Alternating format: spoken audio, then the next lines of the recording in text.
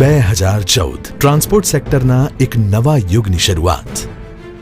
જ્યારે ગુજરાતના તત્કાલીન મુખ્યમંત્રી અને હાલના પ્રધાનમંત્રી શ્રી નરેન્દ્રભાઈ મોદીએ બસ સ્ટેન્ડને બસ પોર્ટ બનાવવાની હાકલ કરી અને વડોદરા, મકરપુરા, ગીતા મંદિર, રાણીપ, મહેસાણા અને અડાજણ એક પછી એક એમ 6 બસ પોર્ટનું નિર્માણ થયું.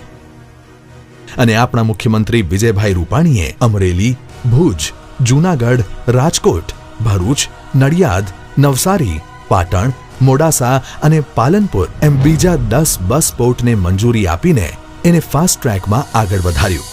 આખરે એ પણ આપણા રાજકોટના જ ને ઉપમુખ્યમંત્રી નીતિનભાઈના માર્ગદર્શન અને પરિવહન મંત્રી વલ્લભભાઈ કાકડિયાની પ્રતિબદ્ધતા સાથે ગુજરાત સ્ટેટ ટ્રાન્સપોર્ટ કોર્પોરેશને એક પછી એક કાર્યોને મિશન મોડ પર શરૂ કર્યા.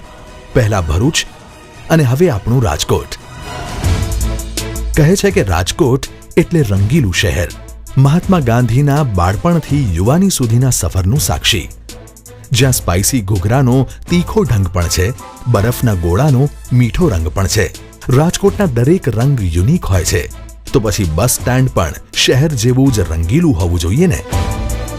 તો હવે થઈ જાઓ તૈયાર એરપોર્ટ જેવા બસ પોર્ટથી બસમાં ટેક ઓફ કરવા. કારણ કે હવે રાજકોટમાં પીપીપી ધોરણે 11,178 ચોરસ મીટરની વિશાળ જગ્યામાં બની રહ્યું છે એરપોર્ટ જેવી સુવિધાઓવાળું બસ પોર્ટ. હવે બસમાં બેસવા કોઈ કન્ફ્યુઝન નહીં થાય, કારણ કે અલગ અલગ કેટેગરી માટે હશે અલગ અલગ 30 જેટલા પ્લેટફોર્મ. પૂછપરછ માટે આ બારી પેલી બારીના ધક્કા પણ નહીં. અને હા, બસના આવવા જવાની રાહ જોઈને નહીં બેસવું પડે. અને ટિકિટોના રિઝર્વેશન માટે લાઈનો પણ નહીં. સામાનની સેફટી પણ હશે અને મુસાફરોને આરામ પણ. અલગ વહીવટી ઓફિસ મેનેજમેન્ટની સ્પીડ વધારશે, તો કેન્ટીન, રેસ્ટોરન્ટ અને ફૂડ કોર્ટ મુસાફરોની ભૂખ ભાંગશે. સાથે જ શોપિંગ, આરામ અને ઇન્ફોર્મેશનની વ્યવસ્થા આપશે એરપોર્ટ જેવું વાતાવરણ. અહીં નળમાં પણ મિનરલ વોટર આવશે અને સ્વચ્છતાની સંભાળ રાખશે શૌચાલય. અને તમારી સુરક્ષામાં તૈનાત હશે સીસીટીવી કેમેરા, એન્ટરટેનમેન્ટ માટે gaming zone, budget hotels, basement parking અને ઓફિસ કોમ્પ્લેક્સ પણ હશે આ બસ પોર્ટમાં.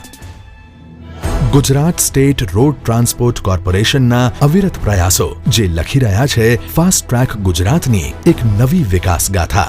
એટલે રંગીલા રાજકોટમાં હવે ઉમેરાશે એક નવો રંગ. રાજકોટ બસ પોર્ટ.